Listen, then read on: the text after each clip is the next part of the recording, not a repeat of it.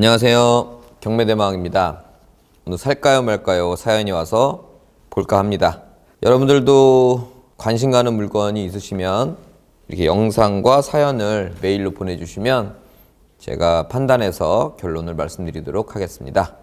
안녕하세요. 경매대망님 167기입니다. 평택에 지분과 법정지상권이 있는 땅을 보고 왔습니다. 저한테는 복잡한 물건이기에 조언 부탁드립니다. 해당 토지는 총 10필지인데 4필지는 온전한 땅이고 6개 필지는 지분입니다. 그 지분으로 된 땅 중에는 건물이 올라간 땅도 있습니다. 옆에는 아산 국가산업단지가 있어서 미래가치가 있어 보이고 경매 나온 땅 옆으로 도로 계획이 있어서 좋아 보입니다. 시세는 평당 100에서 150 정도로 조사되었습니다. 제가 궁금한 점은 토지 계획상 도로는 중로 폭 15에서 20m 도로가 계획되어 있는데 현장에 가보니 공사를 하는 느낌을 받았습니다. 시청에 문의하니 도로 확장 중이라고 합니다. 기간은 2-3년 걸린다고 하더군요. 하지만 도로에 붙지는 못해서 아쉽지만 그런 땅에도 호재라고 생각해도 될까요? 계획을 순순히 믿어도 될까요? 추후에 변경되거나 취소될 가능성이 있나요? 두 번째 질문은 지분 땅 중에 건물이 올라간 땅이 있는데 등본을 떼어보니 토지와 건물주의 이름이 같은 것으로 보아 법정지상권 성립이 되는 것 같은데 지료 청구는 가능할까요? 세 번째 질문은 도로로 만들어진 땅을 제외하고 공유물 분할 청구를 하는 게 좋을까요? 매입하는 게 좋을까요? 아니면 그냥 둘까요? 이렇게 세 가지 질문을 하셨어요. 농지 343평이 나왔습니다. 감정가는 4억 3,100만 원, 최저가는 한 번 유찰돼서 3억 100만 원으로 나와 있어요. 이렇게 11개의 필지가 나온 걸로 보여지는데 이 중에 4개의 필지는 집 비고란에 비어 있어요. 차 있는 걸 보니까 지분으로 되어 있고 지분도 조금씩 이 지분율이 조금씩 다릅니다. 그래서 총 10필지라고 하셨는데 11필지인 것 같고요. 11필지 중에 4필지가 온전한 지분이 아닌 토지고 7개 필지는 지분인 필지로 나와 있습니다. 자, 그리고 인접해서 도로가 뚫린다고 하고 아산 국가산업단지도 있고, 그래서 첫 번째 질문이 이렇게 도로가 뚫리는데 이걸 호재라고 해도 되냐 또는 변경되거나 취소되진 않냐 라는 질문을 하셨어요. 그럼 토지이용 계획 확인원을 한번 눌러 볼게요. 이 11개의 필지가 뭐냐면요, 요렇게 대략 요렇게 나온 건데, 여기 빨간 선이 이제 도로가 나는 건데 한 필지 경매 나오지 않은 게 하나 있고 그 다음 번지부터가 경매가 나온 거예요. 그래서 새로 뚫리는 도로에 딱 붙어 있진 않고 한 필지 걸쳐 있다. 그래서 접한 건 아니고 인접했다라는 표현을 쓰신 것 같은데, 당연히 좋죠. 당연히 좋습니다. 도로가 개설될 예정이거나 또는 개설 중이라면 개설 예정보다는 개설 중이 더 낫겠죠. 당연히 좋지만 너무너무 좋다라고 할 정도는 아니에요.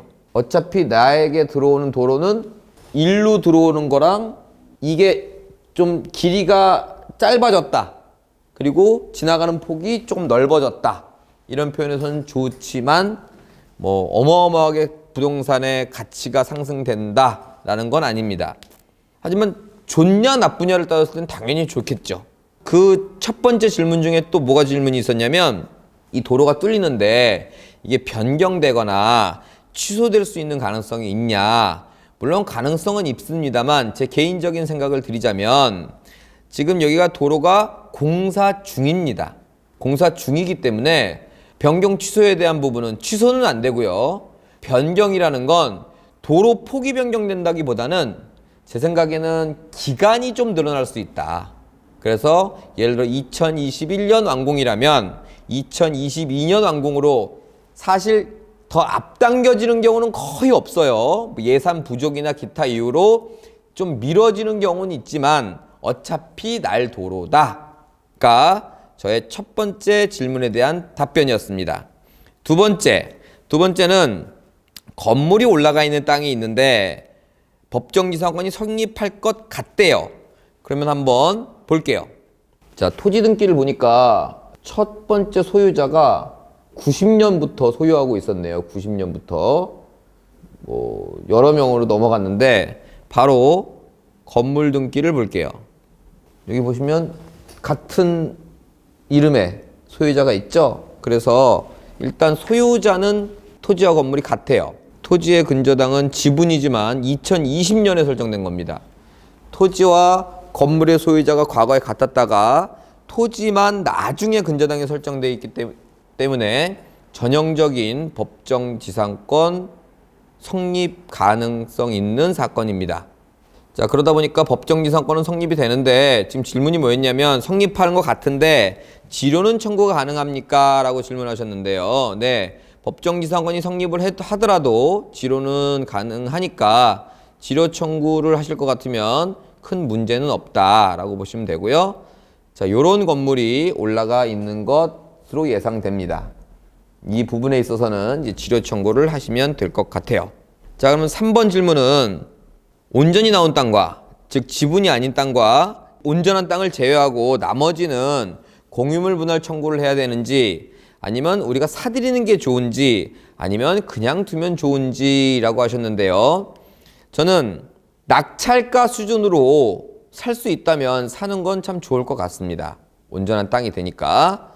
그렇지 않다면, 협의가 안 된다면 그냥 두는 것도 방법이에요. 장기 투자를 목표로. 어차피 도로가 다 뚫린 것도 아니니까. 공유물 청구를 하는 건 협상의 마지막 카드라고 보시면 됩니다. 그래서 적정한 금액으로 협상이나 아니면 장기 투자 개념으로 그냥 두시던가, 이제 그렇게 협상이 안 됐을 때 최후의 카드로 공유물 분할 청구를 해라. 이게 저의 세 번째 답변이었습니다. 자, 첫 번째, 도로 나니까 좋고요. 그리고 기간의 연장은 있을지 몰라도 취소될 가능성은 없다. 법정지상권은 성립하나 지료 청구는 가능하다.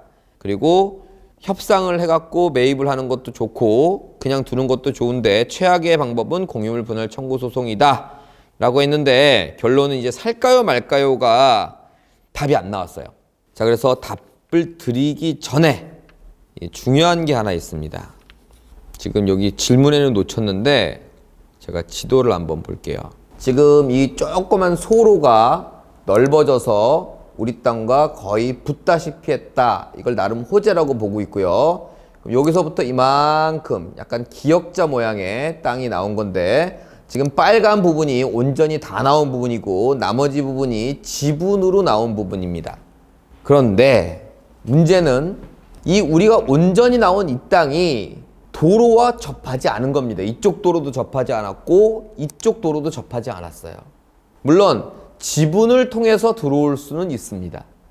하지만 협상을 할 때 내 온전한 땅이 완벽하게 단독 효용 가치가 있다면 협상을 하는데 훨씬 더 수월합니다. 즉, 앞에 땅이 온전히 나온 거고 뒷 땅이 지분이라면 뭐 분할을 하든 경매로 넘어가서 돈을 받든 아무것도 관계 없는데, 앞땅이라는 건 도로에 붙은 땅이 지분이다 보니까 최악의 상황엔 이건 뭐예요? 경매로 넘겨갖고 나눠가질 수밖에 없지 않습니까? 그러면 우린 맹지가 되는 거예요. 그래서 저는 무조건 이번에는 유찰을 시켜라가 저의 살까요 말까요의 결론입니다. 즉, 사지 말라는 말씀입니다. 자, 현장을 안 가본 저로서는 또 하나의 의문점이 있는데요. 여러분 보이시는지 모르겠는데 이 지금 길씨 나온 요 땅에 건물이 있어요. 요것도 우리 땅으로 보여지거든요. 우리 땅이라는 건 이제 벌써 우리 땅이래. 경매 나온 땅인데 요 뒤에 있는 건물 외에도, 그러니까 법정지상권이 성립여지 불분명하는 아까 그 등기 보셨죠? 그거 외에도 지금 다른 건물이 있는 것으로 추측이 됩니다.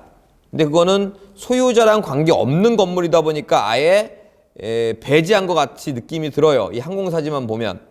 따라서 여기에는 법정지상권 성립여지 불분명한 게 한 개가 아니라 두 개가 존재한다. 그러므로 특수물건, 지분도 특수물건이고 법정지상권 성립여지 불분명도 특수물건이다 보니 지금 80만 원대는 우리가 살 금액이 아니다.